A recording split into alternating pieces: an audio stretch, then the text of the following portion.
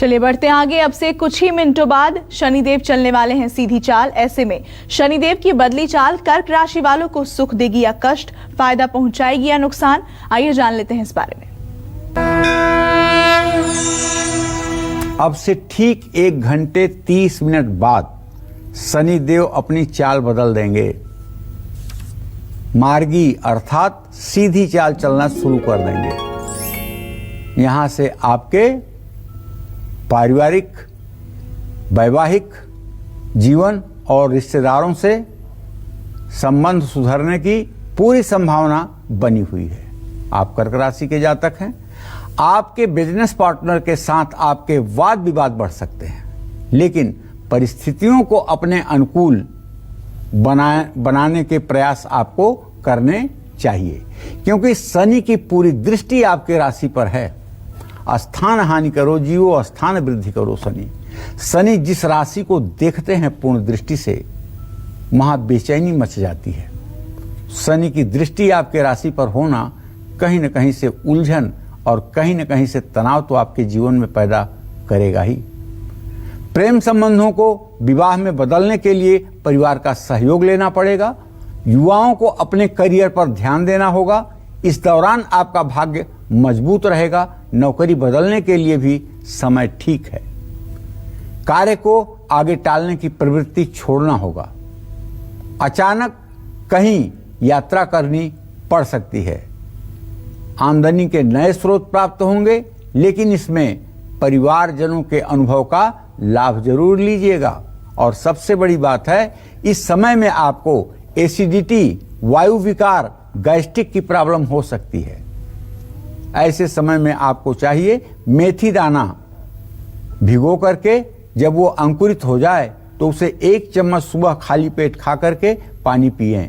इससे आपकी acidity, gas से निजात मिलेगी और शनि के दुष्प्रभाव भी मेथी से दूर होंगे।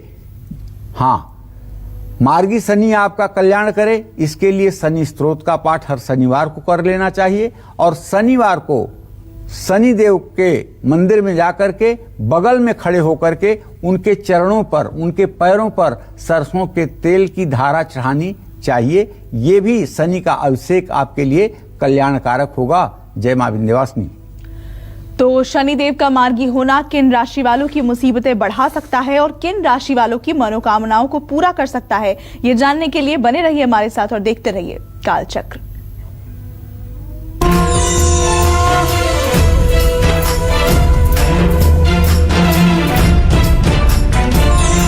ब्रेक के बाद एक बार फिर से स्वागत है आप सभी का कालचक्र में। और अब से कुछ ही मिनटों बाद शनिदेव चलने वाले हैं सीधी चाल। वक्री शनिदेव जितने कष्टकारी थे, क्या मार्गी शनिदेव भी उतने ही कष्टकारी होंगे, या शनिदेव की सीधी चाल आपके खराब हालात सुधार देगी? यही बता रहे हैं आज हमें पंडित सुरेश पांडे जी। तो चलिए अब बात करते हैं सिंह राशि वालों की। सिंह राशि वालों की किस्मत पर शनि की सीधी चाल का असर क्या होगा, आइए जानते हैं पंडित जी से। तो चलिए सिंह राशि के जातकों के गोचर पर ध्यान दें।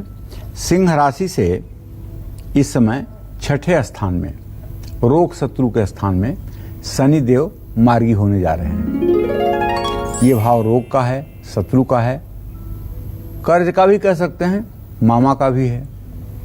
अगर आप लंबे समय से रोगों से जूझ रहे हैं तो आपको उसमें राहत मिलने वाली है, क्योंकि ज्योतिष का एक फार्मूला ये भी है कि 63 गते पापो जन्मांगो शोभना भवेत। तीसरे, छठवें, 11वें स्थान में यदि पापक ग्रह हों तो व्यक्ति को सुखी बनाते हैं। तो ये 6ठा स्थान है आपके राशि से, और इसमें शनि जैसा पापक ग्रह है, तो ये आपके रोग को खत्म करेगा, आपके दुश्मनों को पीछे हटाएगा।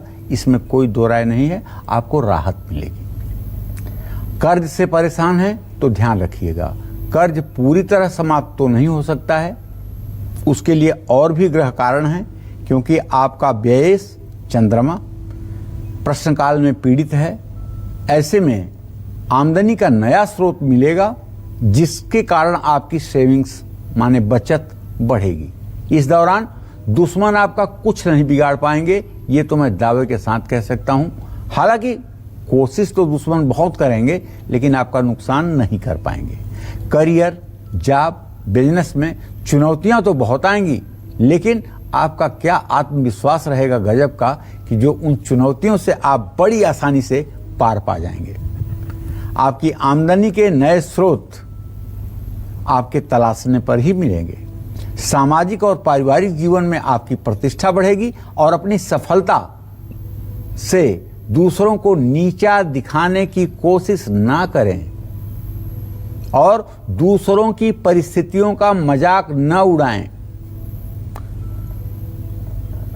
रहीमन देख पराए दुख कबहु न हंसिए कोय, अजहू नाव समुद्र में ना जाने का होए।